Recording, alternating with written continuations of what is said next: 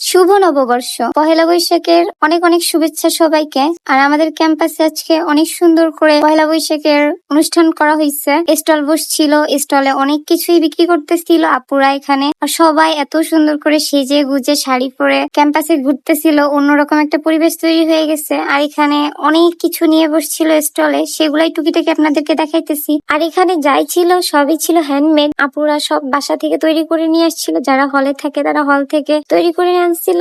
আর আমি সকালবেলায় ঘুম থেকে উঠেই ফ্রেশ হয়ে নিচে হেঁটে হেঁটে এগুলো সব দেখতেছিলাম। তারপরে আবার হলে এসে ফ্রেশ হয়ে খাওয়া দাওয়া করে দুপুরে যাচ্ছিলাম পড়াতে।